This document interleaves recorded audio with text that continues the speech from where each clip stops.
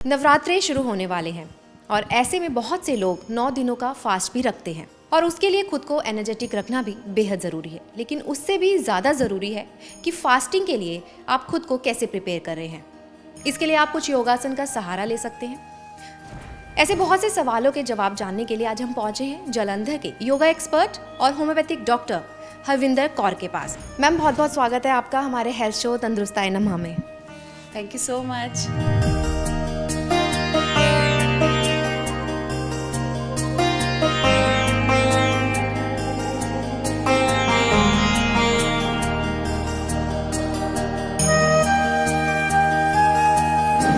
जैसे कि नवरात्रे और फास्ट है ना, तो इनका अगर हम योगा से जोड़ें तो योगा और फास्टिंग का आपस में क्या रिलेशन है? जी, ये बहुत अच्छा क्वेश्चन है। बहुत सारे लोगों के मन में ये बात आएगी कि जब हम फास्ट करते हैं तो योगा क्यों करें, फास्टिंग कर रहे हैं तो रेस्ट करना चाहिए। बहुत सारे लोग यही सोचते हैं। फास्टिंग एक ऐसी चीज़ है जिसमें हम अपनी बॉडी और अपनी माइंड, अपनी सोल, इसकी प्यूरिफिकेशन का एक प्रोसेस है। चाहे रिलीजन पॉइंट ऑफ व्यू से करें तो वो हमारे सोल की प्यूरिफिकेशन करती है, अगर हम बॉडी के पॉइंट ऑफ व्यू से करें तो वो हमारे शरीर की प्यूरिफिकेशन करती है। शरीर की प्यूरिफिकेशन होगी, हमारे टॉक्सिन्स दूर होंगे, टॉक्सिन्स दूर होंगे तो हमें बीमारियां नहीं लगेंगी। इनडायरेक्टली अगर आप हेल्दी रहना चाहते हैं तो फास्टिंग रखना बहुत ज़रूरी है। प्यूरिफिकेशन की जब बात आती है तो योगा भी प्यूरिफिकेशन करने का एक बहुत ही बढ़िया साधन है। जब हम फास्टिंग में योगा करते हैं, कुछ खास योगासना और ब्रीदिंग करते हैं तो वो आपके फास्टिंग के बेनिफिट को और ज़्यादा बढ़ाएगा। ऐसे कौन से योगासन हैं जो हर कोई कर सकता है फास्टिंग रखने से पहले? जी, सबसे पहले एक बहुत ही इम्पॉर्टेंट बात कि फास्ट रखना तो बहुत सारे लोग चाहते हैं लेकिन सब कंट्रोल नहीं कर पाते। किसी किसी का मन कर पड़ता है, चल यार छोड़ फास्टिंग, क्या कुछ खा लेते हैं। मैं आपको एक मुद्रा सबसे पहले बताऊंगी। इसका नाम है धारणा शक्ति मुद्रा।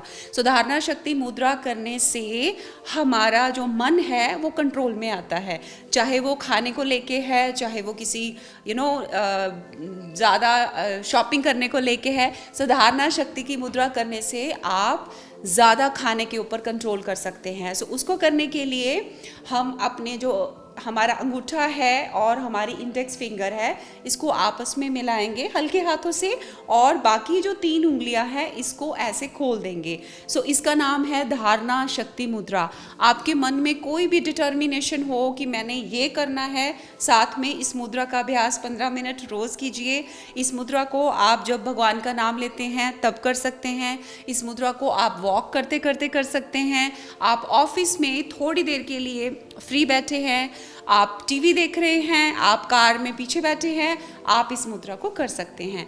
धारणा शक्ति मुद्रा कीजिए और जब भी आप फास्ट करोगे, फास्ट में आपका चटपटा खाने का मन बिल्कुल नहीं करेगा। जैसे आपने कहा कि ये जो आपने मुद्रा बताई है, इसके अलावा भी हम कुछ और कर सकते हैं? जी, बहुत कुछ कर सकते हैं। मुद्रा के बाद हम बात करेंगे, जैसे कुछ लोग फास्ट रखते हैं, उनको थोड़ी वीकनेस फील होती है बिकॉज कुछ खाया नहीं है, रोज़ बॉडी को वो चीज़ मिलती है, जिस दिन नहीं मिलती तो बॉडी समटाइम्स फील टायर्ड। उसके लिए हम सुबह और शाम कुछ ब्रीदिंग एक्सरसाइजेज कर सकते हैं। ब्रीदिंग एक्सरसाइजेज हम कौन सी करेंगे, जैसे कि मैंने आपको मुद्रा बताई, आप इसी मुद्रा को कीजिए और आपने नाक से लंबा गहरा सांस लेना है और मुंह से लंबा गहरा सांस छोड़ना है। मैं आपको 2-3 बार ये ब्रीदिंग एक्सरसाइज करके बताऊंगी। इसका नाम प्राणायाम भी से हम बोलते हैं। जैसे प्राणायाम का मतलब होता है सांसों की एक्सरसाइज। प्राणायाम, प्राणों का व्यायाम को बोलते हैं प्राणायाम। सुख प्राणायाम का मतलब होता है कि जो प्राणायाम करने से आपको सुख महसूस होता है उसको सुख प्राणायाम बोलते हैं।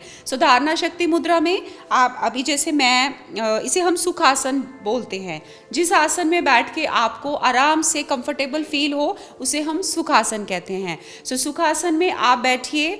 अगर आपको घुटनों की प्रॉब्लम है, आप इस तरीके से नहीं बैठ सकते, आप अपनी लेग्स को सीधा भी कर सकते हैं, आप कुर्सी पे बैठ के कर सकते हैं, लेकिन हर पोस्चर में आपकी रीढ़ की हड्डी सीधी रहनी चाहिए।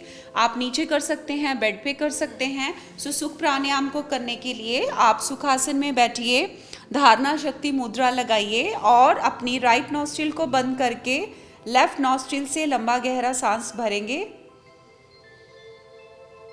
और लेफ्ट नॉस्ट्रिल से ही लंबा गहरा सांस छोड़ेंगे। अब इसमें जो ज़्यादातर लोग गलती करते हैं वो क्या करते हैं, ऐसे ज़ोर लगाकर सांस लेते हैं। ज़ोर लगाकर सांस नहीं लेना, बहुत धीरे धीरे सहज, एकदम सहज अवस्था में आपने सांस लेना है। सो लेफ्ट से लंबा गहरा सांस लेना है, इसी तरह से 5 से 10 बार लीजिए। उसके बाद सेम एक्सरसाइज आपने राइट से करनी है। सो ये 15-15 बार दोनों साइड से करने के बाद आप दोनों नासिका से लंबा गहरा सांस लेंगे और मुंह से छोड़ देंगे। आप सिर्फ मेरे कहने पे इस एक्सरसाइज को खाली 5 बार करके देखिए।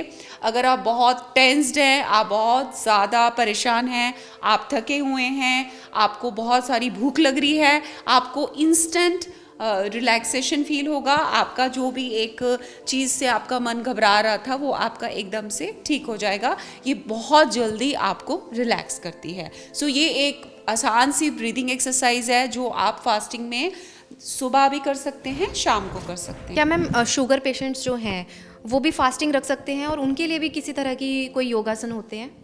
हाँ, शुगर के जो पेशेंट है उनको डिपेंड करता है उनकी शुगर कितनी ज़्यादा बढ़ती है। अगर वो हैवी डोज लेते हैं मेडिसिन की, फिर उनको डॉक्टर की सुपरविजन में ही फास्ट करना चाहिए। अगर आप माइल्ड डायबिटिक के पेशेंट हो तो उनको तो अच्छा है, उल्टा उनकी जो डायबिटीज़ है वो जल्दी ठीक होगी, क्योंकि डायबिटीज़ के पेशेंट को अगर वो खाना कम खाएं तो बहुत जल्दी शुगर जो है वो ठीक होनी शुरू हो जाती है। दूसरी बात, शुगर के पेशेंट जो जैसे फास्टिंग में हम फ्रूट्स वगैरह ले सकते हैं, पानी भी पी सकते हैं, तो ऐसी चीज़ें अगर करते हैं तो उनको कोई प्रॉब्लम नहीं आएगी।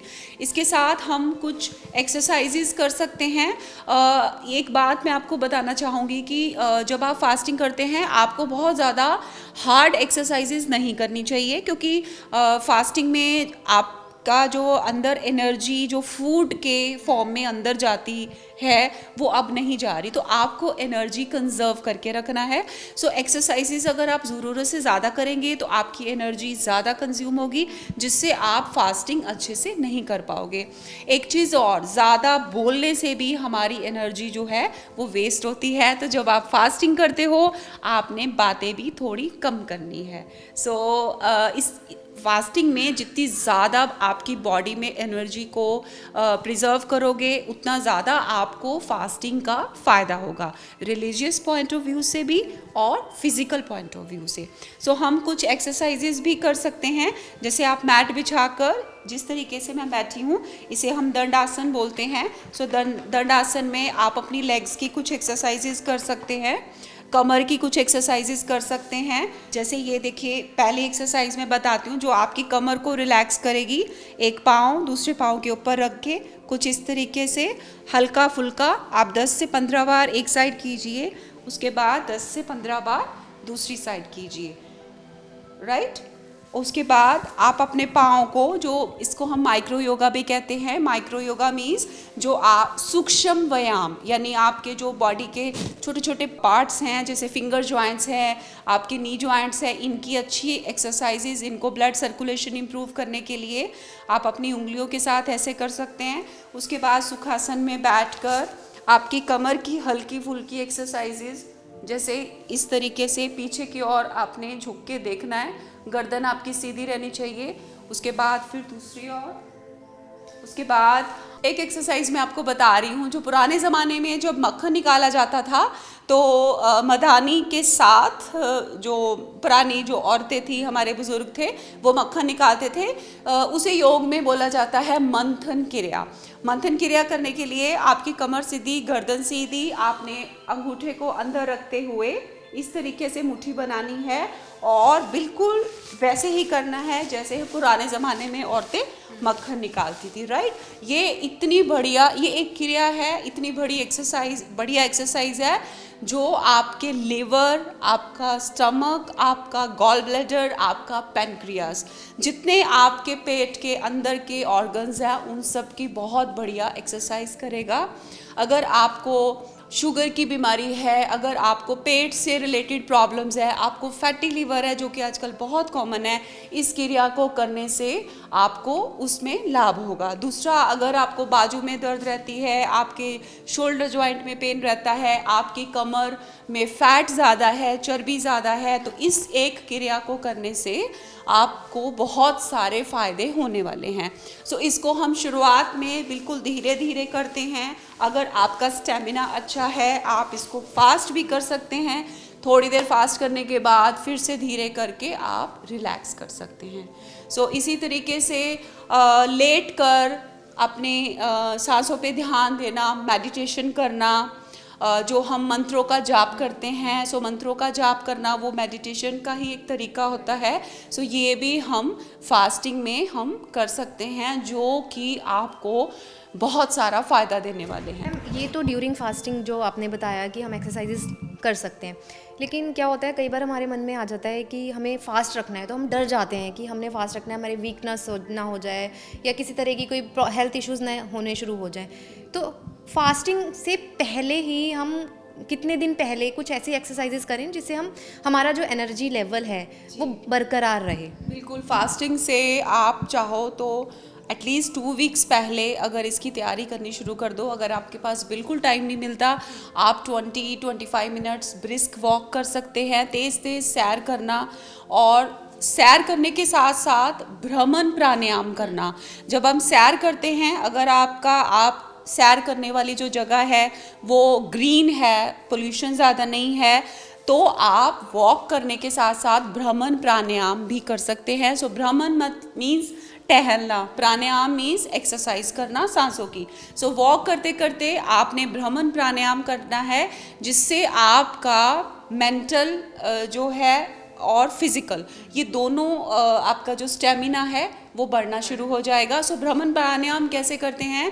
वॉक करते करते नाक से आपने सांस लेना है और मुंह से छोड़ देना है। अगर मैंने जैसे पहले बताया, अगर आपका वॉक करने का एरिया ग्रीनरी से भरा हुआ है तभी आपने करना है। अगर आप रोड साइड वॉक कर रहे हो तो आपने ये प्राणायाम नहीं करना। और फास्टिंग रखने से कुछ दिन पहले ही आप जो रूटीन में खाना खाते हो उससे थोड़ा थोड़ा खाना आप कम करना शुरू कर दीजिए, ताकि जब आप मेन फास्टिंग पे आओ तो आपको ज़्यादा तकलीफ ना हो। जो बीपी के पेशेंट्स होते हैं, हमने शुगर पेशेंट्स के लिए तो बात करी, लेकिन जो बीपी के पेशेंट्स हैं उनके लिए फास्टिंग रखना सही माना जाता है क्या? बिल्कुल, स्पेशली अगर वो फास्टिंग में नमक ना लें। अगर हम जिनको हाई बीपी रहता है या जो हार्ट पेशेंट है वो हफ्ते में 1 दिन अगर नमक लेना बंद कर दें तो उनको बीपी की बहुत सारी दवाइयाँ खाने की ज़रूरत नहीं है। ये जितनी लाइफस्टाइल डिजीज़ होती हैं, चाहे बीपी है चाहे शुगर है, ये मेडिसिन से भी ज़्यादा ठीक होती हैं आपके अपने परहेज से, आपके फूड से, जो आपका खाना है। अगर आपका खाना कंट्रोल्ड है अपनी बीमारी के हिसाब से, आपको दवाइयों की ज़रूरत बहुत कम पड़ेगी। कई बार हम देखते हैं डॉक्टर दवाई खाते खाते आपका बीपी बढ़ जाता है, दवाई खाते खाते आपकी शुगर बढ़ जाती है। उसका कारण ये है कि आप अपने फूड पे कंट्रोल नहीं कर रहे या आप अपना लाइफस्टाइल चेंज नहीं कर रहे। सो डॉक्टर का काम है आपको दवाई देना, लेकिन उसके बाद आपका भी जो एफर्ट्स इसमें लगते हैं। मोस्टली लोग ये सोचते हैं डॉक्टर के पास जाओ वो दवाई देगा हम ठीक हो जाएंगे। ऐसा नहीं, डॉक्टर ने दवाई दी, अगर आप अपनी तरफ से एफर्ट्स नहीं करोगे तो डॉक्टर को बार बार आपको डॉक्टर के पास बार बार जाना पड़ेगा।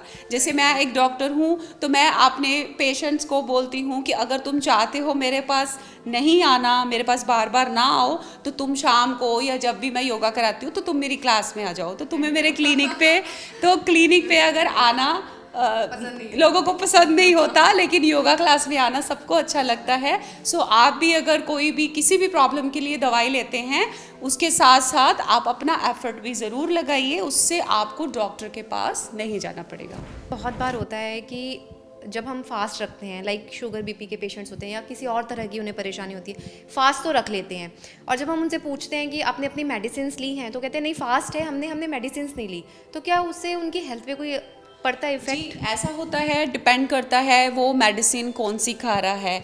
अगर किसी स्ट्रॉन्ग मेडिसिन पे है, जैसे एंटीबायोटिक्स है, स्टीरॉयड्स है, ऐसी मेडिसिन को अगर हम खाली पेट लेते हैं तो एसिडिटी ज़्यादा होती है या उसके कुछ और नुकसान होते हैं। सो ऐसी सिचुएशन में आपको, मैंने जैसे पहले बोला, आपको डॉक्टर से एडवाइस लेके ही फास्ट रखना चाहिए, या आप फास्ट में जैसे कुछ ऑप्शंस होती हैं कि आप फ्रूट्स खा सकते हो, आप कोई ख़ास चीज़ खा सकते हो, तो आप वो चीज़ जैसे दही या दूध ले सकते हो, तो आप ऐसी चीज़ लेकर फिर दवाई ले लीजिए तो आपको साइड इफ़ेक्ट नहीं होगा।